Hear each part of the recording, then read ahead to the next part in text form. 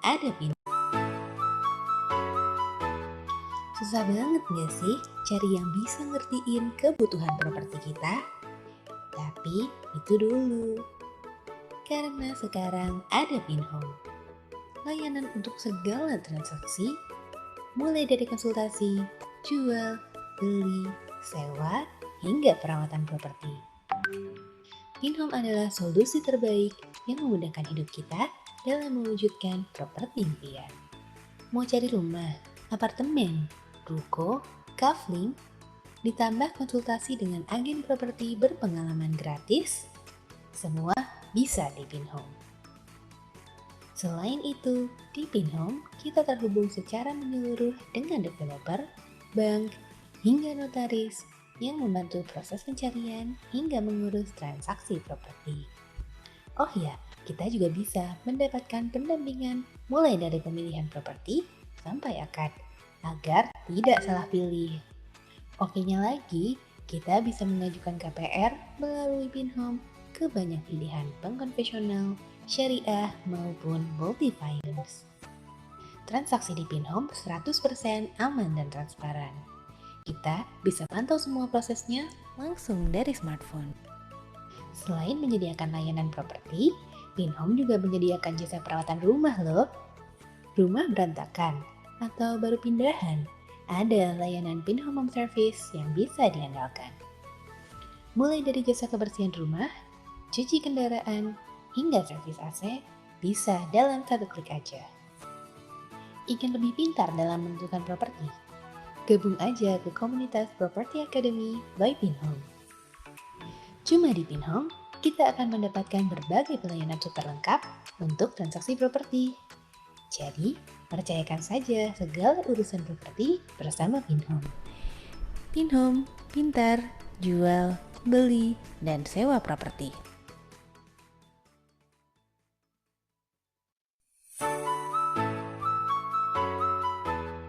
Susah banget gak sih cari yang bisa ngertiin kebutuhan properti kita? Tapi itu dulu, karena sekarang ada Pinhome. Layanan untuk segala transaksi, mulai dari konsultasi, jual, beli, sewa, hingga perawatan properti. Pinhome adalah solusi terbaik yang memudahkan hidup kita dalam mewujudkan properti impian. Mau cari rumah, apartemen, ruko, kafling, ditambah konsultasi dengan agen properti berpengalaman gratis, semua bisa di Pinhome.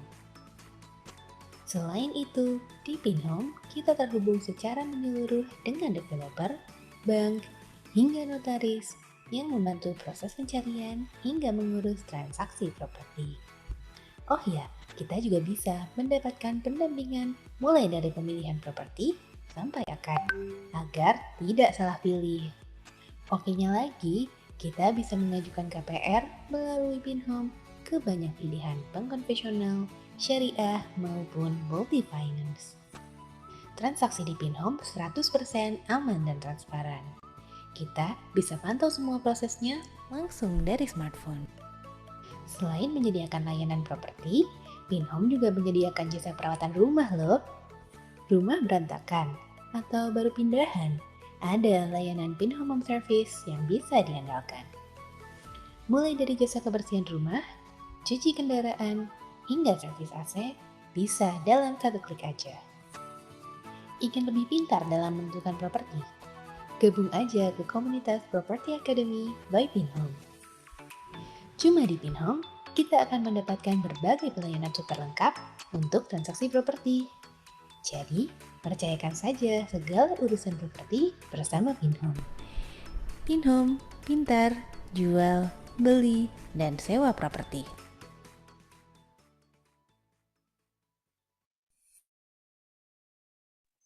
Halo, selamat sore teman-teman semua. Nah, gimana nih kabarnya teman-teman di rumah? Semoga kita semua sehat-sehat gitu ya, karena kondisi cuaca di akhir-akhir ini juga ada kurang jelas nih, kadang hujan, kadang juga panas gitu ya. Dan juga karena pandemi ini juga masih ada gitu ya, jadi saya harap teman-teman di rumah juga punya kekuatan dan juga kekebalan daya tubuh yang baik gitu ya. Semoga kita semua sehat-sehat juga di rumah. Nah, pada kesempatan sore hari ini nih teman-teman, kembali lagi kita di kelas Property Academy by Pinhome. Nah, temanya pada sore hari ini menarik banget nih, desain interior rumah eklektik, siapa takut gitu ya. Nah, mungkin teman-teman di rumah baru dengar gitu ya, desain eklektik. Seperti saya juga baru dengar sebenarnya untuk desain eklektik ini sendiri. Nah, pada sore hari ini kita akan ada dua pembicara gitu ya, dari tim Fabelio, dari KDC, dan juga dari tim properti expertnya Pinhome, yaitu Kak Shania. Nah, sebelum itu nih teman-teman, mungkin teman-teman ada yang baru di sini hadir gitu ya di kelas Property Academy, karena mungkin lihat dari Instagram Pinhome ataupun Instagramnya Fabelio Projects gitu ya. Nah, sebenarnya aku mau jelasin dulu nih kenapa di Pinhome ini kita tercetus untuk membuat Property Academy.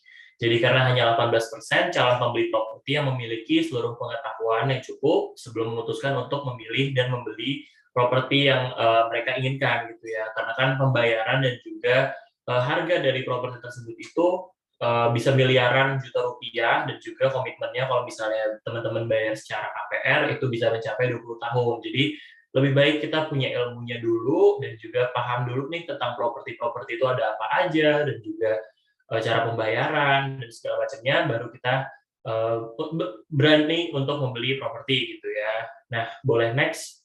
Di Property Academy ini kita juga ada grup komunitas Property Academy ini teman-teman, ada di WhatsApp dan juga Telegram. Nah, benefitnya apa sih kalau misalnya jadi anggota komunitas Property Academy? Yang pertama adalah akses eksklusif untuk melakukan konsultasi secara pribadi dengan tim ahlinya Pinhome, property expertnya Pinhome gitu. Nah, kalian bisa tanya-tanya tentang apapun gitu ya, dari sisi desain dan juga arsitektur, ataupun juga mungkin dari pembayaran dan juga KPR gitu, semua bisa ditanyakan ke tim ahlinya Pinhome. Dan yang kedua ada early access untuk informasi properti dan properti eksklusif yang sedang bekerja sama dengan Pinhome nih. Jadi teman-teman bisa dapat diskon-diskon ataupun juga penawaran khusus gitu ya, sangat menarik sih teman-teman. Dan yang ketiga, yang terakhir adalah mengikuti kelas dan berjejaring dengan sama penggiat antusias properti gitu ya, seperti kelas pada sore hari ini juga. Nah, kita langsung aja nih teman-teman, langsung kita undang aja kali ya pembicara kita pada sore hari ini, Kak Shania dan juga Kak Desi. Halo, selamat sore Kak Desi, Kak Shania. Halo, selamat sore. Halo, selamat sore. Halo Kak Desi, halo Kak Shania. Oke, nah malam hari ini kan kita mau bahas tentang desain nih. Mungkin boleh diceritain dulu nggak, mungkin background Kak Desi gitu, mungkin sebagai interior designer, itu mungkin udah berapa tahun, dan juga seperti apa sih? Oke, kalau untuk sekarang saya bekerja di Fabelio sebagai interior designer, tapi kurang lebih untuk di dunia interior sendiri sudah 3 tahun sih, gitu. Oke, berarti udah cukup banyak gitu ya pengalaman-pengalaman Kak Desi di dunia interior design. Nah, mungkin dari Kak Shania nih, dari internal Pinhome, kira-kira pengalamannya udah berapa lama sih Kak? Di dunia interior design itu pas aku kerja hingga sekarang juga sama sih kayak Kak Desi, sekitar 3,5 tahun. Oke, 3,5 tahun. Nah, oke nih teman-teman pembicara kita pada malam hari ini. Jadi kalau misalnya teman-teman punya pertanyaan tentang desain, dan juga mungkin pengen tanya-tanya juga tentang ini ya, produk-produknya Fabelio, bisa juga drop di kolom Q&A gitu ya. Nah, mungkin aku langsung ngobrol nih sama Kak Desi gitu ya, sebagai interior designer dari Fabelio gitu. Mungkin teman-teman di rumah juga ada yang pernah dengar dan juga mungkin tahu tentang Fabelio, cuman boleh diceritain lagi nggak sih Kak, sebenarnya Fabelio sendiri ini apa? Oke, jadi sebenarnya Fabelio itu adalah toko furniture jual beli online gitu. Tapi kan beberapa dari kita lihat sering banget nih kita kalau di jalan nemuin showroom Fabelio itu ada di mana-mana gitu. Ada yang gedungnya warna kuning. Nah, itu tuh showroom Fabelio, kita bisa lihat furniturnya langsung di sana untuk berbagai jenis furniture, mulai dari meja makan, kursi makan, untuk set furniture juga, living room, sofa dan lain sebagainya gitu. Dan Fabelio sendiri sebenarnya lebih fokus ke toko furniture jual beli online ibaratnya gitu. Nah, kalau sekarang ada juga yang namanya Fabelio Projects. Jadi Fabelio Project itu adalah one stop solution. Jadi ketika kita datang, misalnya kita punya baru beli rumah nih, atau kita pengen dekor nih satu ruangan di rumah kita gitu ya. Nah, kita bisa datang ke Fabelio dengan one stop solution ini. Timnya Fabelio Project itu bisa memberikan desain yang kalian atau desain yang klien inginkan, serta mulai dari budgeting-nya, atau kita berikan juga nih kira-kira dari desain yang kita presentasikan itu total budgetnya atau harganya berapa, dan juga menyesuaikan ya dengan itu sampai tahap akhir ketika semuanya itu selesai. Oke, berarti kalau di Fabelio Project sendiri ini bisa custom gitu ya untuk misalnya kamar set kamar gitu ataupun kitchen set gitu ya Kak ya? Oh iya betul, itu juga mungkin salah satu bedanya ya dari Fabelio Project dan Fabelio. Kalau Fabelio itu kan lebih ke jual beli furniture aja, loose furniture, tapi kalau ke Fabelio Project kita bisa untuk custom mulai dari kitchen, mulai dari mungkin lemari pakaian dan seluruh dari segi aspek rumah tinggal itulah ibaratnya gitu. Oke, nah mungkin kalau misalnya dari Fabelio sendiri teman-teman kan sering lihat gitu ya, karena di jalan dan juga di banner-banner itu udah banyak banget tentang Fabelio dan juga di Instagram ataupun di TikTok gitu juga udah banyak banget tentang Fabelio. Nah mungkin yang baru-baru ini nih Fabelio Project gitu ya. Nah selama Kak Desi gitu ya kerja di Fabelio Project ini, kira-kira jenis interior desainnya seperti apa aja sih yang bisa dikerjakan oleh Fabelio Project sendiri? Oke, untuk Fabelio Project sendiri sebenarnya kita bisa ngerjain dari beberapa segi gaya atau style sebenarnya, karena lumayan cukup banyak ya untuk gaya dan stylenya yang di dunia interior ini gitu. Sebenarnya dari kita bisa mengerjakan semua, cuman kalau misalnya dibilang lebih ke favoritnya yang mana atau yang lebih banyak dikerjakan untuk kaum milenial dan lain sebagainya, yang mana yang datang Project itu mungkin lebih ke style gitu. Oke, nah kalau misalnya nih Kak, di beberapa tahun terakhir gitu kan, itu kan pasti ada juga nih perbedaan, ini ya, kesukaan dari klien gitu ya, misalnya tahun sekian suka desain yang seperti apa, gitu-gitu. Nah, itu ada nggak sih Kak, kalau dari project-project Kakak di Fabelio Projects gitu ya, itu ada mengalami perubahan nggak dari tahun ke tahunnya? Tentunya sih mostly itu juga ada gitu. Mungkin di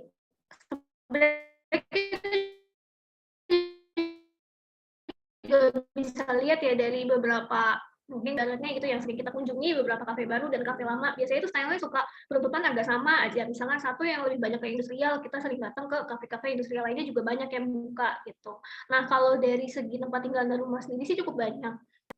Tapi mungkin kalau bisa dibilang sekarang itu style-nya lebih masuk itu dan banyak digandrungi untuk tahun-tahun ini dan juga tahun kemarin ya, 2020, 2021 itu lebih banyak ke style-nya Skandinavia sendiri gitu. Jadi mungkin karena juga pengaplikasiannya mudah, terus pencarian furniture-nya mostly juga lebih mudah, dan juga untuk dari segi warna ataupun dari segi kita jual belinya, dan juga untuk beberapa customer yang mau nih untuk langsung menciptakan Skandinavian itu di dalam rumahnya, dari segi budget juga itu cukup mudah gitu. Jadi kalau sekarang sih bisa dibilang lebih banyak customer-customer yang lebih mengarah ke style Skandinavian itu sendiri gitu.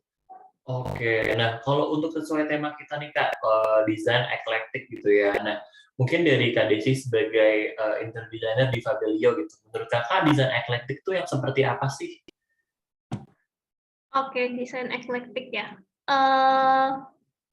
Sebentar ya, mungkin di sini aku ada buat sih beberapa poin tentang si desain eclectic itu. Jadi buat kita juga bisa nih lihat secara langsung seperti itu.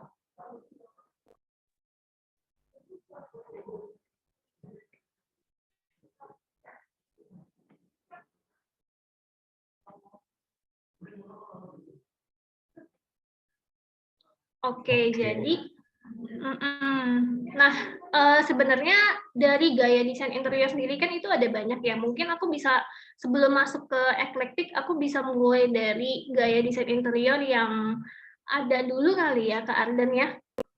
Boleh, Mulai Kak. dari awal mungkin. Boleh. Nah, untuk beberapa gaya desain interior sebenarnya yang ada dan mostly beberapa dari juga udah pernah dengar nih tentang gaya desain interior sendiri. Dan untuk beberapa di sini yang mungkin kayaknya bingung nih untuk pemilihan gaya yang saya suka seperti apa gitu. Nah, yang pertama ini sebenarnya ada gaya desain interior yang pertama itu modern. Nah, modern ini sebenarnya lebih banyak banget ditemuin di beberapa rumah gitu ya, mostly semuanya sudah masuk ke gaya modern ini gitu. Nah, kalau dilihat dari gambarnya, sebenarnya dari desain modern ini ada beberapa poin yang bisa diambil. Jadi yang pertama, desain modern itu lebih ke netral dan clean color gitu. Jadi untuk warna-warnanya lebih nggak banyak motif, lebih ke solid color. Contohnya warna putih seperti yang di gambar ini, atau warna abu-abu dan lain sebagainya gitu.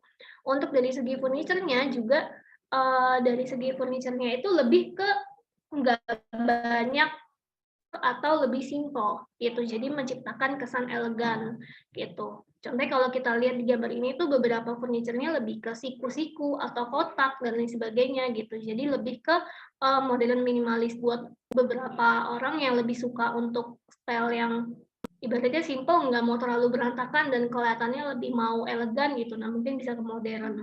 Nah, kalau yang kedua itu seperti yang pernah dijelaskan nih sebelumnya oleh saya itu yang sering banyak digandrungin itu untuk sekarang mungkin lebih ke Skandinavian. Nah, kalau ini lebih ke bright color, lalu warnanya juga lebih terang. Mostly itu perpaduan antara warna putih dan juga ada perpaduan dengan warna kayu gitu. Nah, untuk Skandinavian ini kenapa lebih cukup banyak digandrungi nih? Ibaratnya karena dia itu lebih memberikan kesan warm, lalu lebih hangat kesannya untuk di rumah, lebih cozy, lebih santai gitu. Jadi lebih homey juga gitu. Jadi cukup banyaklah ibaratnya digandrungi. Next-nya itu ada gaya desain interior industrial. Nah, kalau industrial mostly kita ketemunya di kafe-kafe nih atau di restoran-restoran gitu ya. Nah, sebenarnya industrial ini juga bisa masuk ke desain interior rumah kita sendiri loh gitu. Dan ini keren banget kalau misalkan memang bisa masuk juga nih ke desain interior rumah kita gitu. Nah, untuk beberapa desain industrial ini poinnya kalau dari industrial ini adalah mereka itu lebih menggunakan raw material atau unfinished. Jadi kalau dilihat dari gambarnya, itu lumayan cukup ada motif batu batanya lah, ada motif semen expose-nya gitu. Dan juga bisa dibilang dia ini tipikalnya lebih ke maskulin. Jadi kalau misalkan dari segi furniture itu mungkin lebih ke warna gelap atau dari segi material furniture-nya itu bisa lebih ke leather dibandingkan ke fabric. Pokoknya intinya dia lebih maskulin lah kalau kita lihat. Next ada untuk bohemian dan bohocik. Nah, kalau ini lebih ke etnik, lalu lebih ke mainnya ke pattern dan juga lebih colorful. Kalau ini bisa dibilang lebih rame ya, tapi tetap masih dalam satu ibaratnya satu paduan warna lah gitu.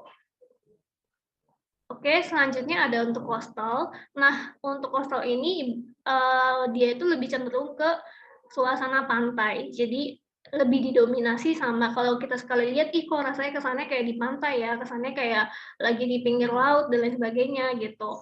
Nah, untuk perpaduan warnanya lebih ke warna putih dan juga lebih ada aksen warna birunya nih gitu karena berkaitan juga dengan pantai. Untuk dari segi material, untuk dari segi tekstur, untuk dari segi patternnya juga lebih menuju kepada si on point-nya beach vibe ini gitu.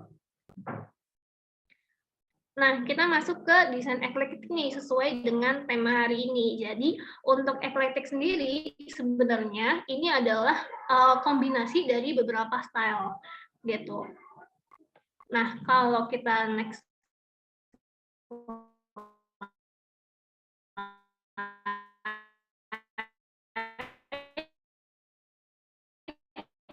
ini itu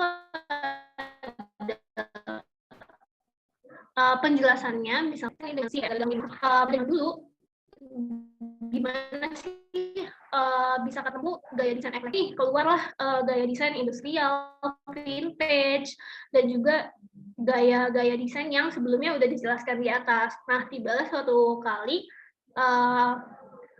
pengen nih gimana apakah ada gaya baru yang orisinil yang berbeda dengan yang lainnya gitu. Jadi terciptalah si eklektik ini gabungan dari beberapa desain dan juga intinya lebih ke orisinil dan kita tuh bisa menciptakan desain eklektik kita sendiri sesuai dengan kemauan dan sukanya kita itu seperti apa gitu. Nah, kalau eclectic itu lebih ke style combination, lalu untuk color variation juga, ada beberapa decoration yang cukup berat dan juga cukup on point ya di sini, dan terutama untuk pattern. Jadi misalkan ada dalam satu rumah ini terdiri dari beberapa anggota keluarga gitu. Terus ada yang satunya lebih suka ke polos atau lebih suka ke furniture modern. Lalu untuk satu anggota keluarga lagi lebih suka untuk pattern-nya itu yang mencolok kira-kira kotak-kotak lah, zigzag dan lain sebagainya. Terus ada satu anggota keluarga lagi yang lebih suka warnanya itu yang warna kalem, tapi yang satu lagi lebih suka warnanya yang nyentrik. Nah, itu tuh bisa digabungin di desain eclectic ini gitu dalam satu rumah. Jadi untuk style combination-nya bisa digabungin, untuk dari segi kalau kita lihat dari gambarnya itu juga menarik gitu, membuat si ruangan ataupun si rumah ini tuh menjadi, wah kok keren ya sekali dilihat, seperti itu. Kurang lebih sih singkatnya untuk si eclectic ini itu seperti itu.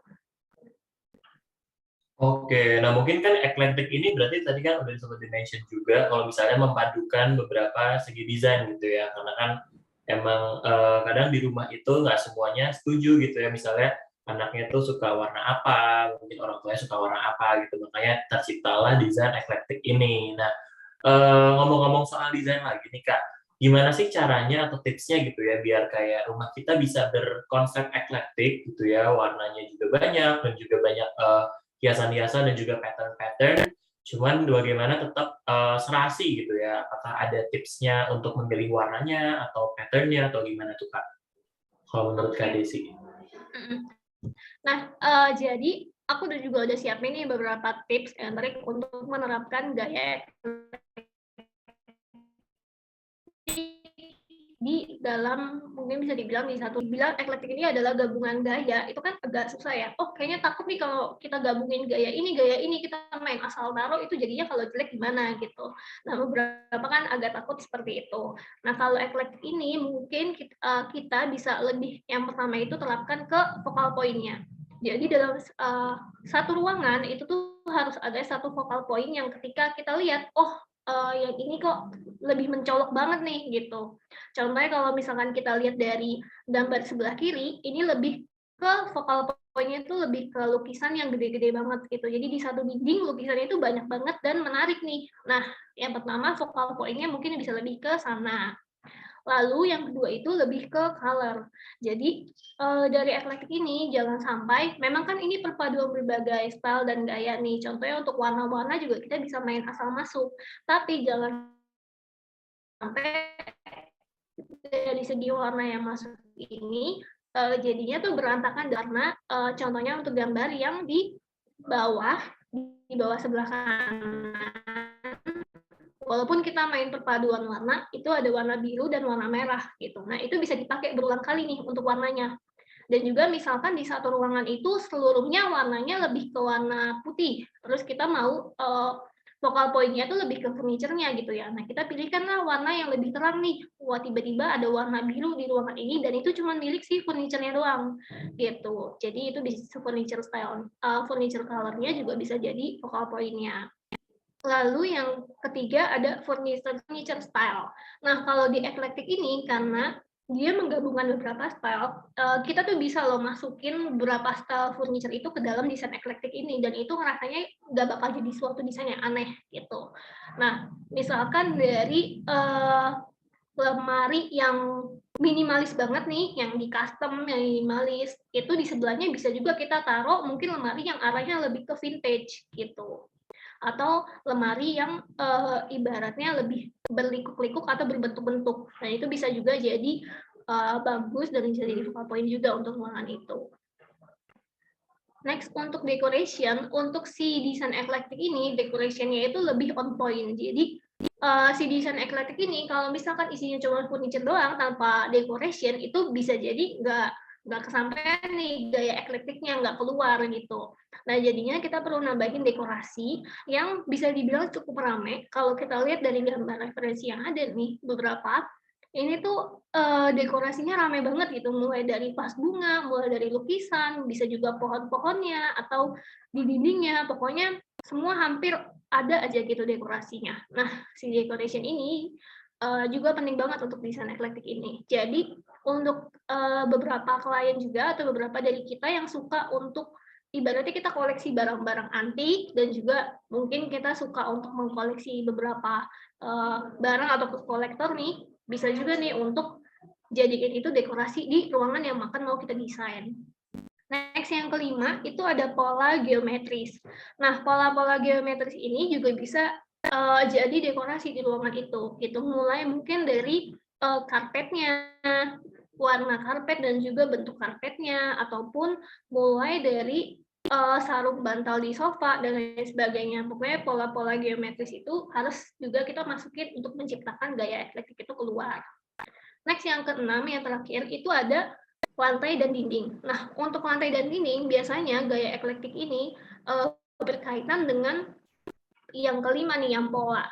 Nah, kalau untuk dindingnya, kalau misalkan kita lebih suka dindingnya itu lebih ke polos dan juga untuk point of view-nya itu lebih ke furniture dan decoration, itu kita bisa kasih warna dindingnya itu warna dinding yang putih atau putih gading. Tapi kalau misalkan kita mau lebih ke wall-nya itu yang lebih focal point, mungkin kita bisa menggunakan wallpaper yang bermotif untuk jadi focal point-nya di ruangan itu. Gitu. Untuk lantainya sendiri, biasanya si gaya eklektik ini lebih condong ke bagian lantai kayu. Nah, kalau kita lihat di 3 gambar ini kan semuanya menggunakan lantai kayu nih, tapi motifnya itu lebih ke yang urat-uratnya lebih besar atau yang urat-uratnya itu lebih terlihat gitu. Bisa juga motif yang herringbone, yang zigzag-zigzag gitu, atau motif lain, tapi untuk warnanya juga agak strong, agak keluar. Kurang lebih sih untuk gaya eklektik seperti itu, untuk tips and triknya. Pokoknya lebih ke berani untuk decoration dan juga memainkan dari segi pola warnanya gitu. Oke, nah mungkin kalau dari tips and trick emang udah sangat komprehensif nih teman-teman, kayak harus diperhatikan tuh tadi yang focal point-nya mau ditaruh di mana gitu ya, mungkin di hiasannya atau di sofanya atau di karpetnya, dan juga mungkin di warnanya juga harus benar-benar diperhatikan tadi seperti tips yang udah diberikan oleh Kak Desi gitu ya.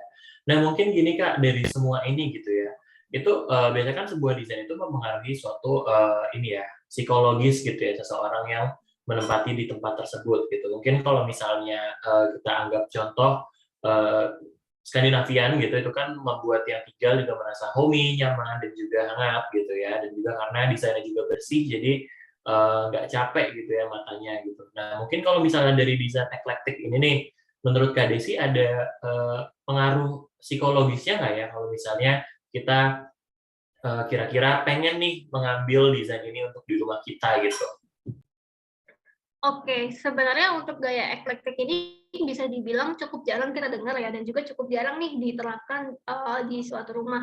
Lebih ke untuk beberapa orang yang suka aja nih ibaratnya, yang kita tahu, oh dia langsung menerapkan si gaya eklektik ini di rumahnya. Tapi lebih balik lagi, kalau ke concern soal psikologis, itu tuh desain interior itu juga ada untuk menciptakan suatu ruangan yang nyaman dan juga ibaratnya sesuai dengan penggunanya sehingga memberikan efek psikologis yang baik untuk pengguna atau pemiliknya gitu. Nah, kalau efek psikologisnya mungkin sama juga dengan Scandinavian ke rumah, tapi ini untuk berapa pengguna yang berbeda gitu. Jadi kalau Scandinavian itu kan ibaratnya bisa kita lihat dia lumayan lebih ke semua orang tuh bisa merasakan itu ya gitu. Nah kalau eklektik ini mungkin bisa dibilang ini tuh bisa mengekspresikan diri seseorang dan terlihat nih dari si desain eklektik ini. Jadi ada orang yang seni banget atau dia juga memang suka sama gayanya, lebih suka kalau sesuatu yang nyentrik nih gitu, atau lebih suka sesuatu yang lebih berwarna, dia lebih suka sesuatu yang banyak warnanya dibandingkan warna yang polos gitu. Contohnya seperti Scandinavian kan agak polos nih, yang ini kan cukup banyak warna. Nah, ketika dia menerapkan gaya ini di rumahnya, dia bisa akan merasa lebih hidup gitu loh. Dia akan merasa lebih ke wah ruangannya lebih sesuai nih sama style gua banget gitu. Nah sebenarnya itulah juga yang diperuntukkan beberapa gaya desain kepada sisi psikologisnya orang-orang gitu. Jadi mungkin nggak berpengaruh ke semua orang ya, tapi akan berpengaruh ketika gaya eklektik ini diterapkan atau diambil oleh orang-orang yang juga memang suka nih sama gayanya gitu. Percayalah ketika dia suka sama gaya ini dan dia terapkan ini di rumahnya, itu akan ibaratnya ketika kita lihat itu kita jadi lebih semangat, orang itu juga bisa lebih fun ngelihatnya, lebih lebih oke dan juga lebih mood lah ibaratnya untuk melihat sesuatu hal yang memang dia suka gitu. Oke, nah mungkin nih Kak, kalau misalnya aku pengen bikin gitu ya, rumah aku bergaya eklektik gitu. Nah kalau misalnya aku approach untuk Fabilio Project gitu, Kak aku mau dong bikinin interior buat ruang tengah misalnya itu desain eklektik itu prosesnya gimana sih Kak? Dan kira-kira nanti outputnya gimana tuh Kak? Kira-kira misalnya Kakak mau kasih sofa warna apa atau misalnya lukisannya yang seperti apa gitu, boleh diceritain nggak Kak? Oke.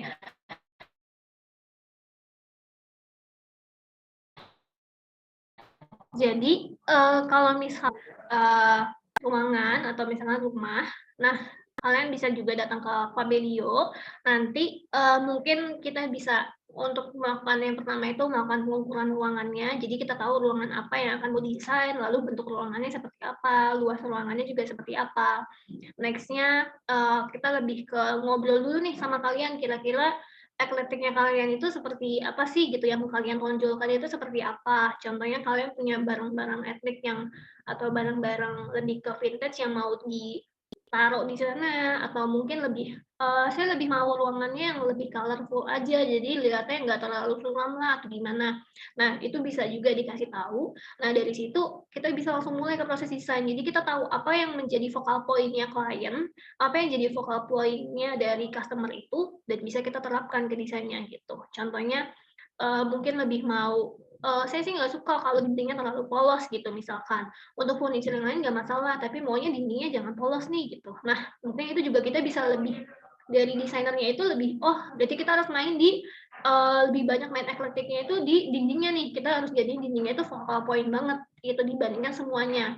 Nah, itu akhirnya kita udah nemu intinya dari yang klien mau itu apa, dan kita presentasikan dalam desain, kita beri gambar 3D-nya juga, kita kasih desainnya juga, kita juga kasih untuk total biayanya berapa atau budgetingnya kira-kira yang akan dikeluarkan untuk desain ini berapa, selanjutnya baru kita ke proses eksekusinya gitu.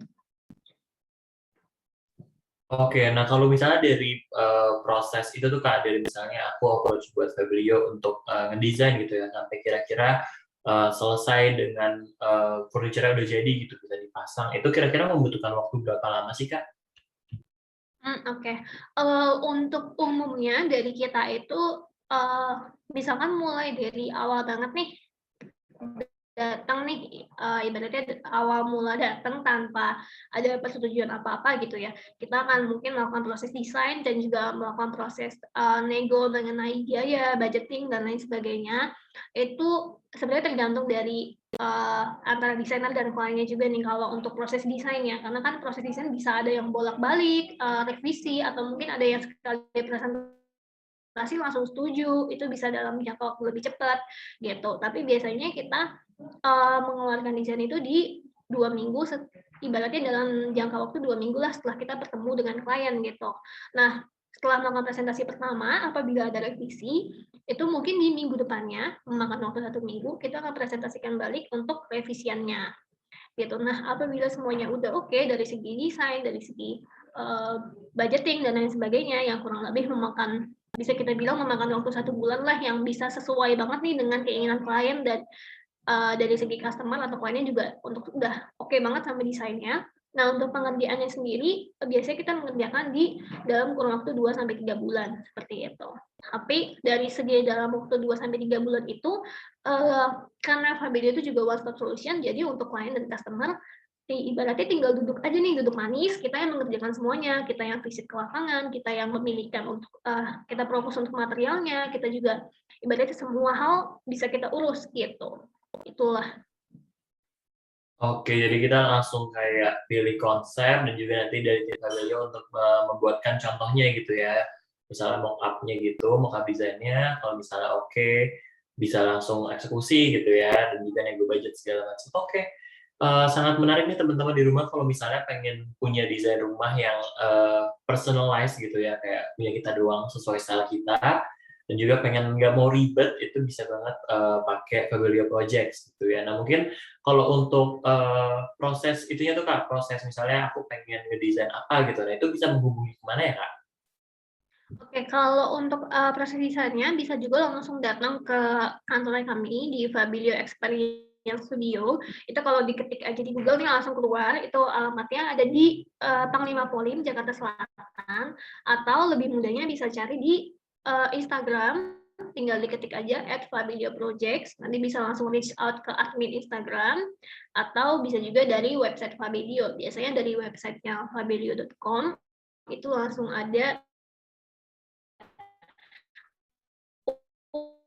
untuk banner mengarahkan ke bagian di segala sosial media, itu udah bisa.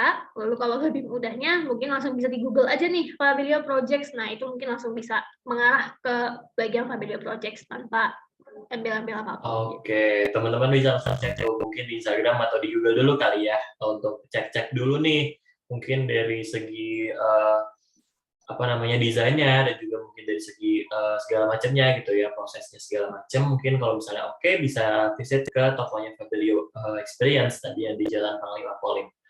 Oke, nah mungkin selanjutnya nih aku mau ajak-ajak ngobrol lagi nih Kak Shania tentang desain rumah gitu ya. Mungkin tadi kan kita udah belajar tentang desain eklektik. Nah mungkin sebelum itu tuh fase sebelum untuk memilih desain itu kita kan harus matang dulu ya Kak ya untuk memilih desain rumah yang akan kita buat gitu ya. Nah hal-hal yang harus diperhatikan saat memilih desain itu apa sih Kak?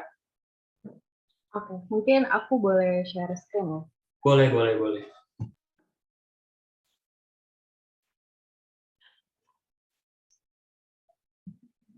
Ini apakah kelihatan? Kelihatan, cuman yang bagian atas sama sampingnya agak ketutup ya. Oke, enggak.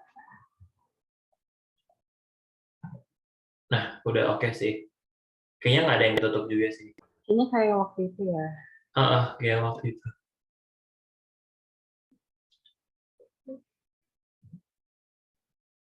Nah, udah nih Kak, udah mulai berkurang nih. Udah lumayan. Iya, udah lumayan kelihatan kok. Udah. Oke. Pertama-tama itu sebelum kita decide a house concept itu kan berarti kan kita pengen misalkan meng-hire interior designer atau kita pengen tahu konsep dari rumah kita kan. Jadi pertama-tama itu kita harus lihat dari our personal preference, mulai dari misalkan kita buka lemari, kita lebih condong pakaiannya warna apa, itu sebenarnya bisa dilihat banget nih dari kepribadiannya juga.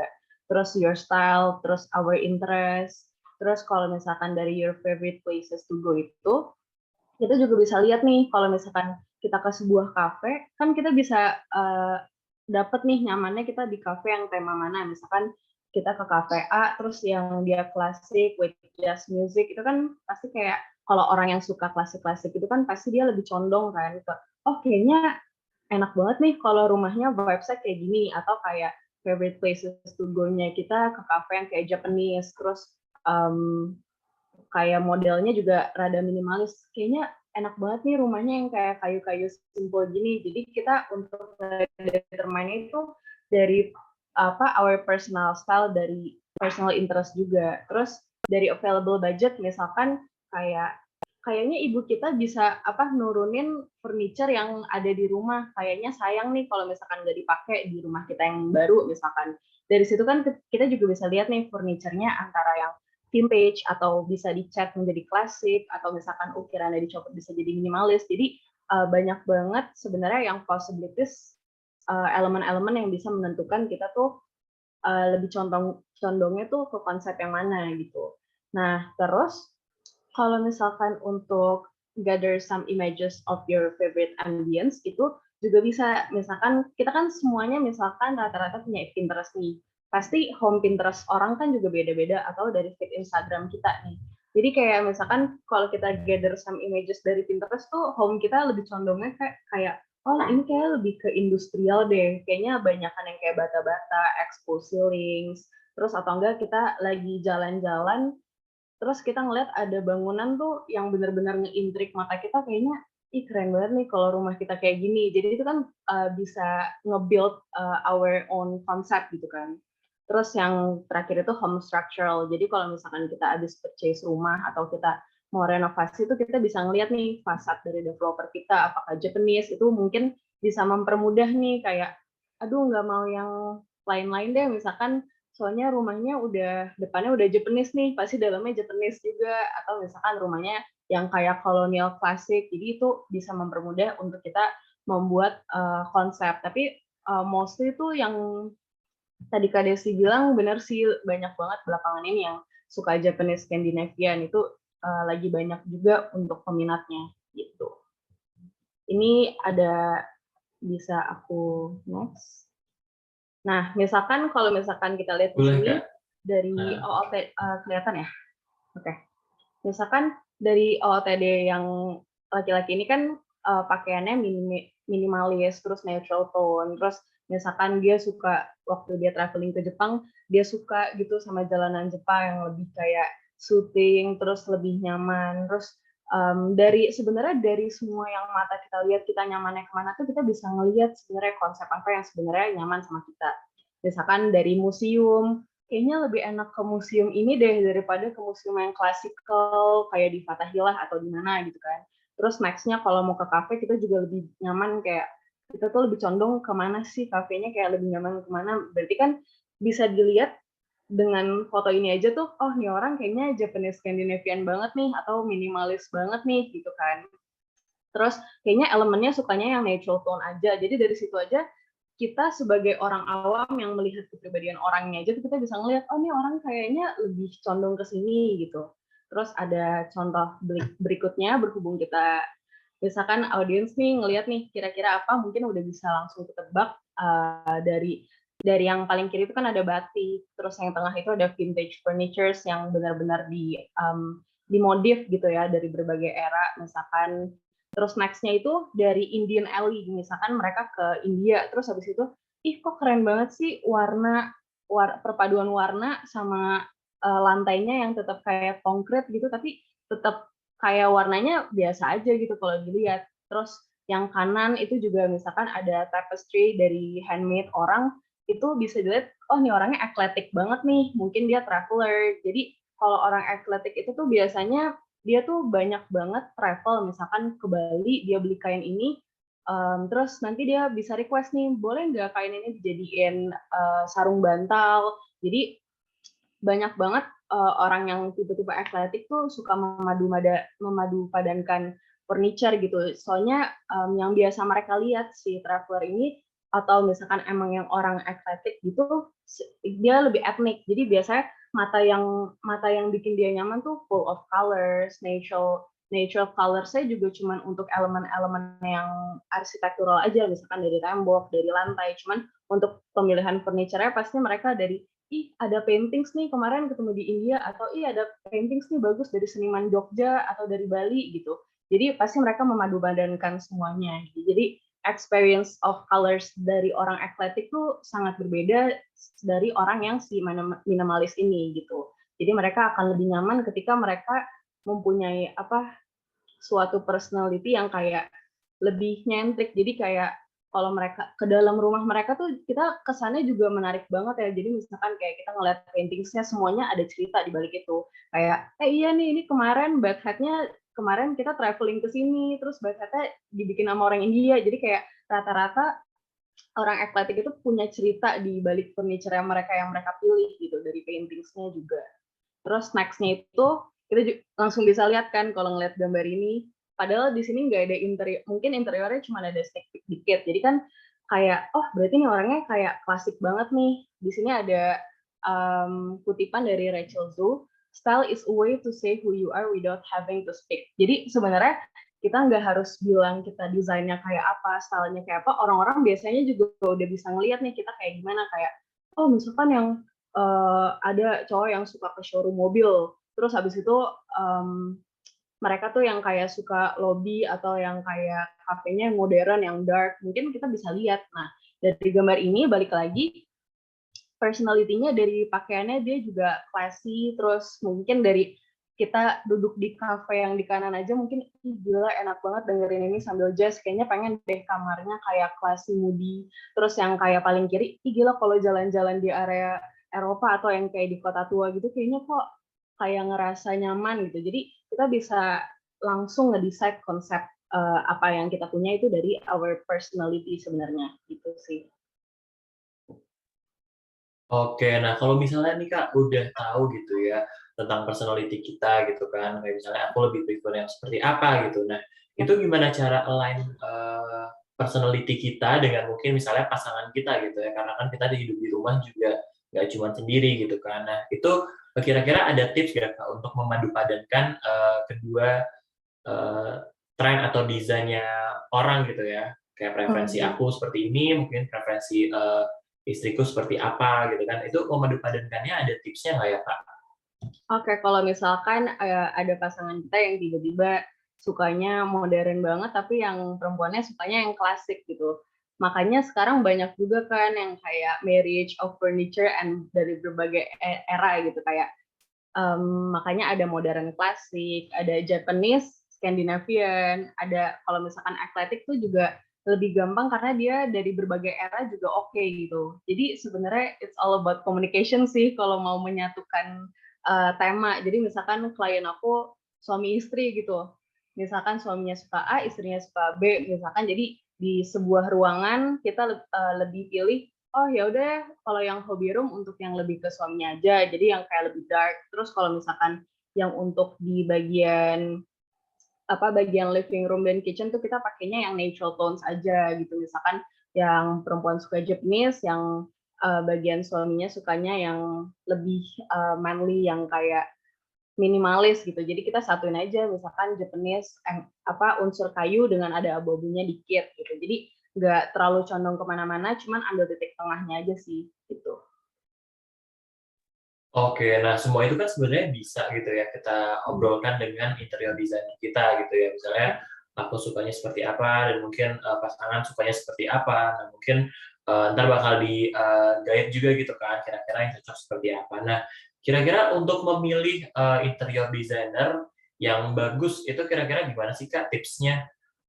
Oke, kalau misalkan untuk memilih interior designer mungkin di Next ya.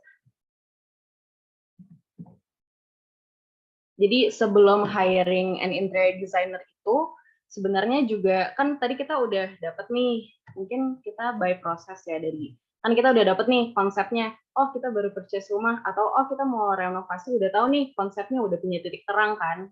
Oke, yang kedua um, sebelum meng-hire interior designer, kita tuh harus do your research to reach your expectation. Misalkan gimana cara desain yang didesain oleh seorang desainer itu tuh bisa sesuai apa yang di otak kita gitu. Jadi kan biasanya klien tuh bilang, ih kok bisa sih ini didesain sesuai dengan apa yang kita bayangin, itu karena full of communication between the designer and the client gitu. Jadi kita bisa pertama itu sebagai klien tuh expressing your needs and your wants. Jadi keinginan dan kebutuhan dari klien tuh apa. Jadi misalkan butuhnya misalkan maunya yang kitchen-nya ada organization buat si spoon ya, biar kita nggak miscommunication nih between the designer and the client. Jadi kayak ini aku maunya kayak yang kayak gini ya, jadi bagian kitchen-nya yang kayak gini, terus lighting-nya yang kayak gini. Jadi semua desainer kayak oh kita bisa nge-sense nih kliennya lebih arah kemana. Jadi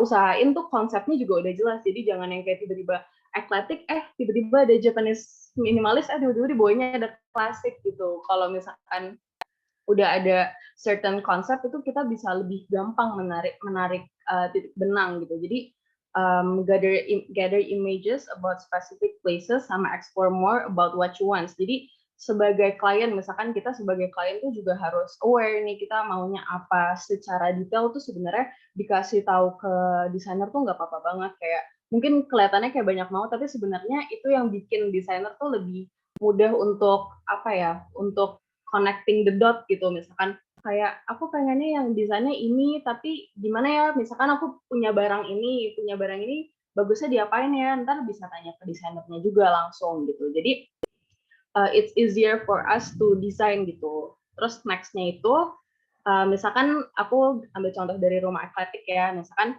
ini ada dining room nih, dining roomnya itu gimana ya, aku udah ada lukisan, ada beberapa lukisan, tapi aku pengen ini di-matching-in sama lukisan yang lainnya, terus misalkan dining chair-nya aku baru beli nih kemarin, misalkan gimana cara aku mau beli sofa Fabelio tapi bisa matching sama kursi yang dari rumah nenekku gitu. Jadi si desainer tuh udah punya gambaran sebelum dia mendesain. Jadi kita nggak mendesain hal yang baru, tapi kita lihat dulu nih apa yang klien punya. Jadi daripada sayang kan nanti furniture yang tahunnya bisa bagus, tapi kayak kita udah keburu, ini kan furniture lama, kita waste aja gitu kan. Sebenarnya sayang, jadi mendingan apa yang bisa kita akalin, itu bisa kita akalin. Even the most specific things tentang kayak organisasi sendok, itu juga harus kita communicate nih. Misalkan kalau si kliennya nggak minta kan desainer berarti nggak tahu kan kalau misalkan ini mau yang detail ini gitu, atau ini untuk tempat taruh kertas segala macam. Jadi emang harus dikomunikasikan secara sangat detail sih ke desainer.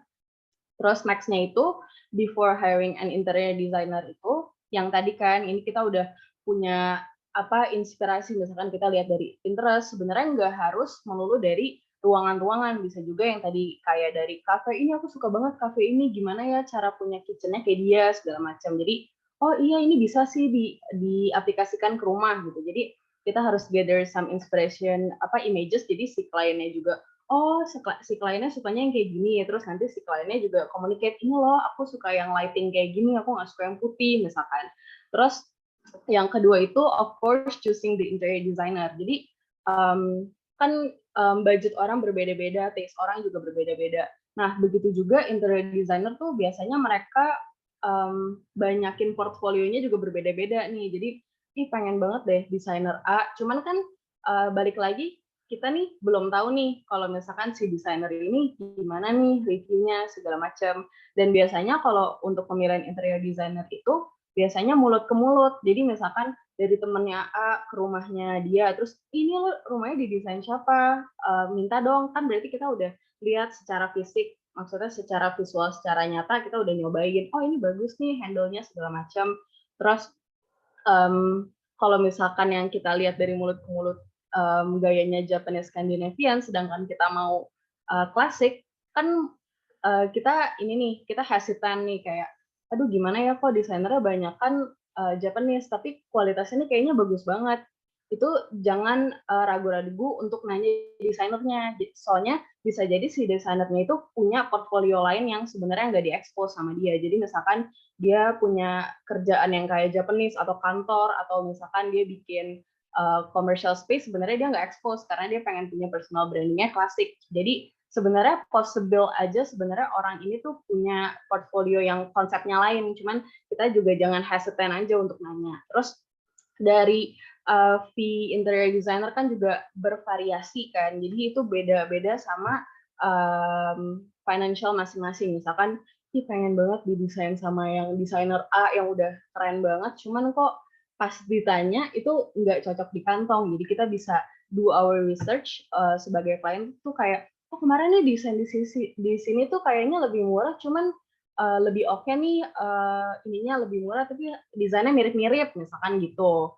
Terus kita juga nggak usah malu untuk bertanya kepada desainer untuk nanya rate card-nya dia. Terus yang kedua itu define your style. Jadi kan sebelum kita udah ketemu desainer, kita juga udah tahu style kita tuh kayak apa dari yang slide-slide sebelumnya. Terus yang ketiga itu budgeting. Nah, budgeting itu berhubungan dengan choosing the interior designer. Jadi kalau misalkan kita, kayaknya budget untuk desainer segini aja deh, atau enggak kayaknya bisa lebihin nih kalau misalkan pengen yang gila, keren, mampus gitu, atau enggak yang ya itu tergantung prioritas orang masing-masing juga. Terus before hiring an interior designer, kita harus set a timeline. Jadi misalkan sekarang bulan Juli nih, pokoknya Desember udah pengen jadi langsung semuanya sampai construction-nya kelar gitu. Nah, itu kita harus bicarain nih, misalkan kita udah ada pilihan 3 desainer. Bisa jadi desainer yang A nggak bisa memenuhi timeline yang kita pengen, atau desainer B. Jadi kita harus punya multiple choices juga nih, misalkan set a timeline for the project, pokoknya Desember ya, itu juga bisa memudahkan desainer untuk bikin project timeline seperti yang di sini. Jadi misalkan pertemuannya berapa minggu, desainnya berapa minggu, soalnya desainer tuh ada yang sebulan, ada yang proses desainnya 3 bulan, ada yang bahkan seminggu juga udah selesai. Jadi bisa beda-beda banget sih, per desainer itu benar-benar bervariatif ya, gitu sih. Oke, nah tadi yang terakhir adalah, yang 4 itu adalah budgeting gitu ya. Nah, mungkin di Yap. sini teman-teman banyak banget yang budgetnya mungkin tight gitu ya. Jadi kayak cuman sisa sedikit nih untuk interior design karena emang rumah sekarang juga harganya juga udah lumayan gitu kan. Yap. Nah, ada tips gak sih Kak untuk memaksimalkan budget yang kita miliki dengan hasil yang mungkin bisa dibilang maksimal gitu? Oke. Jadi kita tuh di sini pas interior design tuh harus pikir secara makro gitu dan mikro juga sih sebenarnya. Jadi yang bakal kalau misalkan kita sebagai orang awam ya, kita pengen meng-hire interior designer.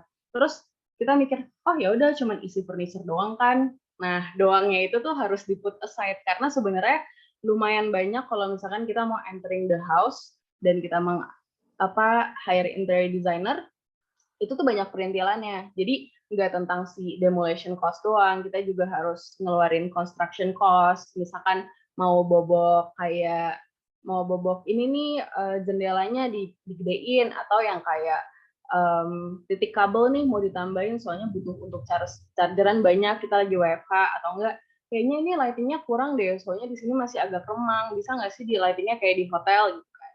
Terus yang ketiga itu ada Fishford Consultant, jadi ada interior designer, ada arsitek. Nah, biasanya interior designer itu dia udah menyiapkan budget, maksudnya kayak, oh kira-kira rumah ini tuh kayaknya kira-kira segini deh. Dan biasanya kalau orang yang nggak pakai interior designer tuh bisa malah melejit tinggi, kayak, oh iya ini nggak kepikiran, oh iya ini nggak kepikiran, segala macam. Jadi untuk minimize expense yang berlebihan justru butuh seorang profesional sih untuk meng-arrange gitu.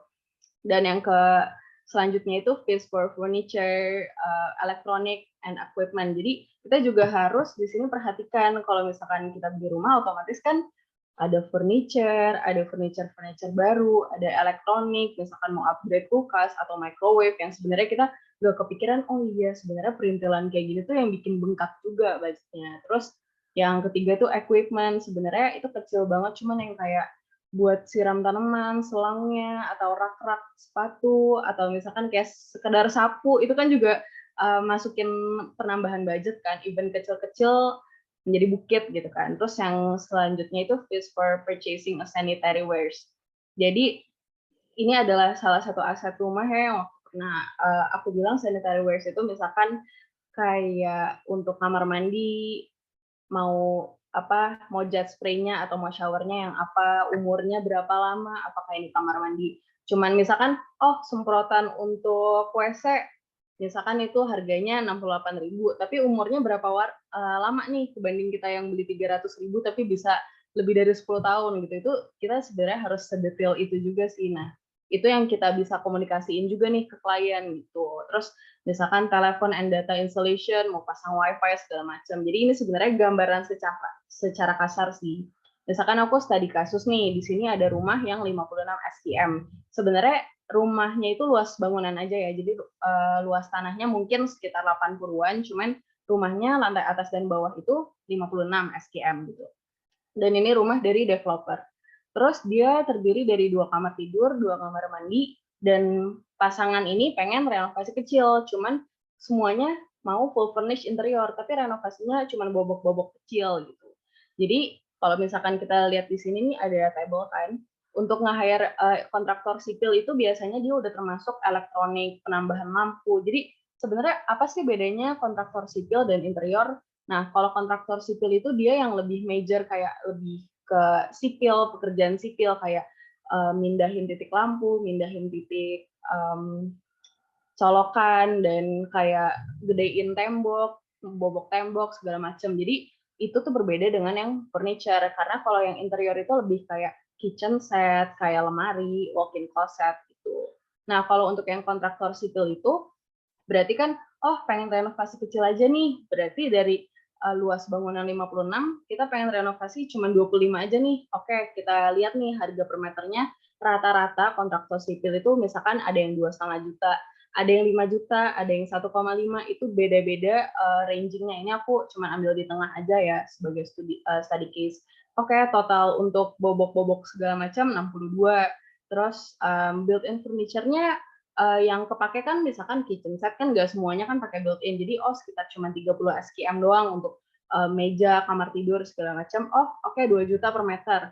Tapi in real life itu ada yang 1,5 per meter, ada yang 4 juta, ada yang 5 juta, itu juga tergantung pemilihan dari klien masing-masing ya. Jadi aku di sini ambil titik tengah, oke, untuk 30 STM itu 60. Terus untuk interior designer mungkin ada yang free juga, misalkan dari Fabelio, atau ada yang bahkan kalau desainer yang udah ternama ada yang 2 juta per meter, udah mirip sama built-in furniture-nya, fee-nya dia, cuman kayak desainnya emang udah grand banget yang dia udah desain di hotel segala macam. Terus ada juga yang kayak fresh graduate designer, atau ada banyak kayak mini studio yang range-nya 600.000 per meter gitu. Jadi untuk interior designer kita hire dia aja nih yang 300.000 misalnya, ambil di titik tengah. Itu biasanya kalau desainer kan berarti semua ruangan, jadi 56. Sekitar hire designer 16,8. Jadi next-nya itu kan ada furniture, elektronik, itu aku ambil dari kasaran aja sih. Misalkan harga rumahnya 800 atau 1M. Biasanya expense untuk expense untuk interior dan udah sampai jadinya itu sekitar 10-15% dari harga rumah. Biasanya misalkan itu based on my experience with the client ya, yang mereka udah put aside, ya nih punya budgetnya segini aja ya, itu biasanya 10-15%. Kalau yang mau super ekstra bisa lebih sih, bisa lebih banget, itu tergantung orang masing-masing juga. Gitu sih. Nah, dari berbagai, misalkan dengan harganya 144 gitu, misalkan ada yang mau diminimize, itu kita bisa minimize dari kita sendiri. Jadi budgeting tipsnya itu kita harus set priorities nih, sebenarnya apa aja sih yang kita pengen bikin di rumah, atau enggak ada berbagai ini enggak sih ruangan spesifik yang pengen itu aja yang pakai interior designer, misalkan kayak udah ruangan kerja, ruangan makan, sama ruangan tidur aja, ruang tamu nggak usah. Jadi kayak kita harus memprioritasasikan kalau misalkan budgetnya kayak masih belum masuk gitu. Terus ada juga bisa dicicil nih, misalkan 144 bisa nggak sih built-in furniture yang ini dipangkas dulu, itu buat tahun depan aja. Itu sebenarnya bisa banget, bisa dikomunikasiin juga ke kontraktornya, dan interior design pasti akan membantu. Terus habis itu have an emergency fund itu sebenarnya klasik sih untuk semua orang kalau mau bangun rumah atau mau beli rumah, bahkan kita pribadi pun juga wajib untuk mempunyai dana darurat gitu. Jadi kalau emergency fund tuh biasanya yang pakai interior designer tuh rata-rata kurang kepake karena udah ada nominalnya kan, dari budget ke kontraktor kan kita udah gather semua. Nah, biasanya emergency fund ini butuh banget orang untuk yang tidak memakai jasa profesional tuh, yang benar-benar soalnya takutnya malah melejit. Jadi kayak bangun rumah 1M malah jadi 2M segala macam, karena perintilannya nggak kepikir tapi menjadi bukit. Terus kita harus locating all your needs specifically. Jadi kita butuh apa sih nih sebenarnya di ruangan ini segala macam. Terus kita harus communicate with your designer about the costing, kayak ini gimana ya untuk desainnya, kok menurut aku yang ini rada mahal, bisa nggak sih di-put aside. Nah, kita sebagai desainer tuh punya tugas untuk kasih tahu klien nih kayak, kayaknya better untuk yang ininya di downspec deh, yang tadinya dari marmer beneran jadi keramik aja, ini udah banyak kok alternatifnya. Jadi kan kita ternyata ini nggak usah pakai marmer beneran ya, atau kayak ini ternyata nggak usah konkret ya, ada wallpapernya. Jadi kita bisa kasih kayak berbagai jenis alternatif gitu, gimana cara bisa nge-reach the same design tapi budgetnya lebih turun gitu. Terus budget your entire expenses for your home, kita juga harus membudget semuanya dari perintilan sampai wifi gitu sih. Terus kalau dari furniture, siapa tahu kita punya existing furniture yang dari mama kita atau yang kayak dari rumah lama, itu bisa banget dikomunicate ke desainer dulu.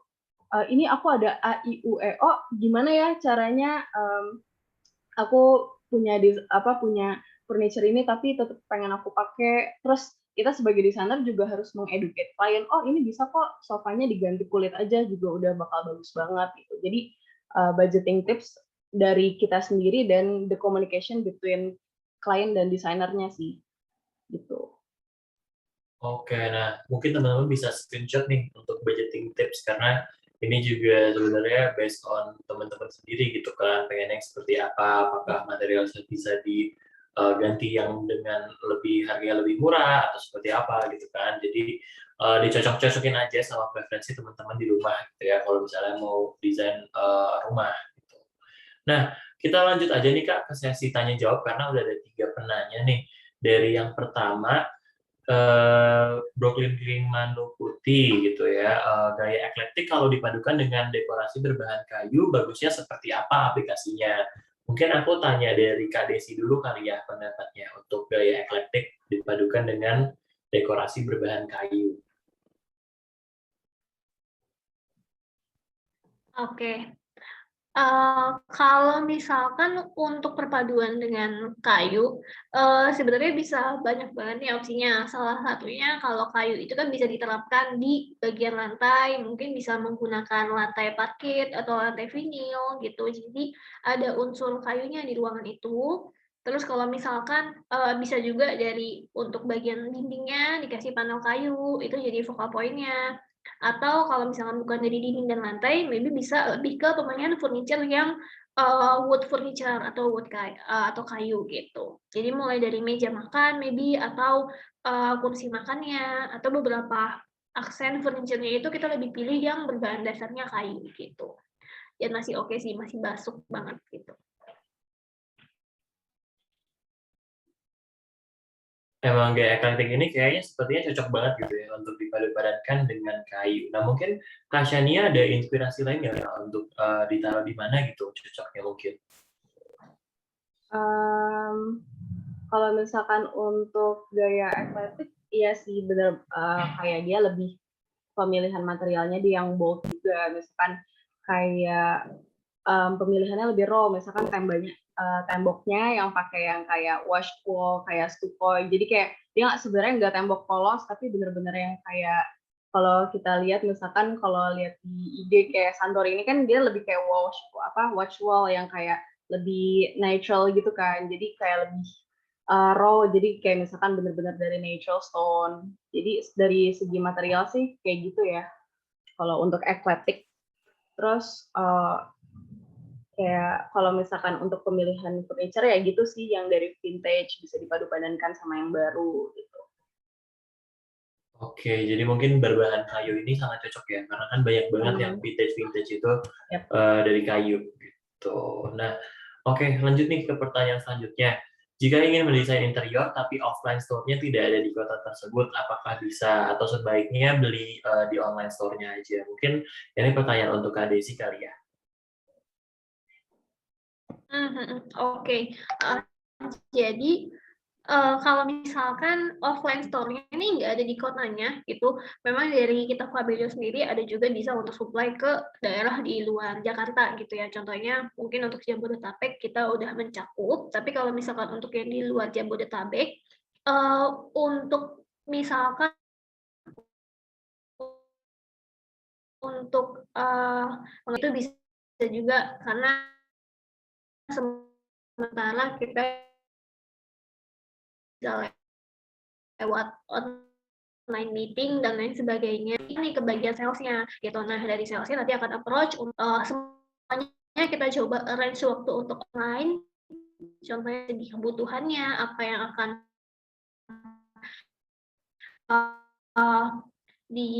seperti saya tadi nih dari awal datang ke Fabelio sampai akhirnya seperti apa gitu. Nah kalau sudah oke, lebih ke pengirimannya aja, jalur akomodasinya yang kita arrange untuk ke sana gitu. Tapi untuk singkatnya jawabannya bisa banget apabila di daerah tersebut tidak ada untuk offline store-nya ya gitu. Oke, terima kasih Kak Desi. Jadi mungkin teman-teman bisa kontak-kontakan dulu nih dengan pihak Fabelio ataupun tempat-tempat teman-teman mau ngedesain gitu ya, karena kan pasti diarahkan juga kalau misalnya tinggalnya bukan di daerah ada tokonya gitu kan. Nah, mungkin pertanyaan terakhir nih untuk mungkin Kak Shania dulu yang bisa jawab ya. Kalau personality feminine suka pink tapi nggak pengen vintage atau shabby, apakah ada alternatif style untuk interior design? Karena aku nggak suka motif yang rame. Sebenarnya banyak banget sih. Jadi it's only the matter of colors. Kayak misalkan dari pemilihan warna klien kayak pengen Japanese minimalis sebenarnya dipakein kayak rose pink juga bagus. Jadi misalkan mostly tapi kalau misalkan yang pink itu di modern klasik tapi yang panelnya tuh nggak ada atau yang modern kontemporer itu lebih kayak misalkan rada minimalis cuman bener-bener pemilihan apa furniture-nya dan yang pemilihan misalkan untuk di bathroom nih, misalkan bathroom-nya bed head-nya yang pink, cuman yang subtle pink, terus misalkan surrounding-nya pemilihan dari curtain, dari horden, dari lemarinya itu bisa banget dimainin pattern. Jadi sebenarnya kita nggak harus choose the exact vintage shabby chic yang pinky. Sebenarnya kalau dimasukin pinky di modern kontemporer itu bisa banget, atau nggak di Japanese Scandinavian misalkan banyakan yang kayu-kayu. Tapi kalau misalkan kita pengen bermain, misalkan doorknob-nya yang pink atau backsplash buat kitchen-nya kita taruh yang rose pink, itu sebenarnya juga bisa banget gitu. Jadi itu istilahnya lebih ke modern kontemporer. Kalau lihat di Pinterest bisa keywordnya modern contemporary pink bedroom gitu. Oke, nah mungkin Kak Desi mau menambahkan inspirasi mungkin Kak? Oke, jadi mungkin menambahkan dari Sania ya, overall sih benar juga apa yang dibilang Sania. Jadi untuk semua style kalau misalkan mau digabungin dengan warna pink nih, mungkin si warna pinknya itu bisa jadi aksennya gitu. Tapi balik lagi ke kitanya, kita lebih overall suka desainnya atau style seperti apa, tapi warna pinknya bisa jadi aksennya di ruangannya, mungkin di salah satu furniture-nya, atau yang tadi soal di backsplash-nya, atau di beberapa area, mungkin di dindingnya, dan lain sebagainya. Kita ada satu aksen, kita kasih itu warna pink gitu. Jadi cukup mudah sih untuk feminim dan lain sebagainya, mungkin bisa lebih ke style yang tipikalnya kita lihat kita suka kemana sama yang tadi Sania jelasin ya, sesuai dengan style kita, lebih arahnya ke sana. Kalau dari aku sih sarannya pinknya aksennya aja gitu. Oke, jadi kalau misalnya suka sesuatu tuh nggak harus yang necessarily yang barang-barang besar harus warna pink gitu ya. Jadi kayak cuma di part-part of the design itself-nya aja. Oke. Nah, mungkin segitu dulu nih teman-teman untuk kelas Property Academy kita pada malam hari ini. Terima kasih teman-teman yang udah nonton, dan juga terima kasih Kak Desi dan juga Shania. Kita ketemu lagi di kelas Property Academy selanjutnya. Sehat-sehat semua ya teman-teman. Salam buat keluarga di rumah. Dadah. Terima kasih See you. semuanya.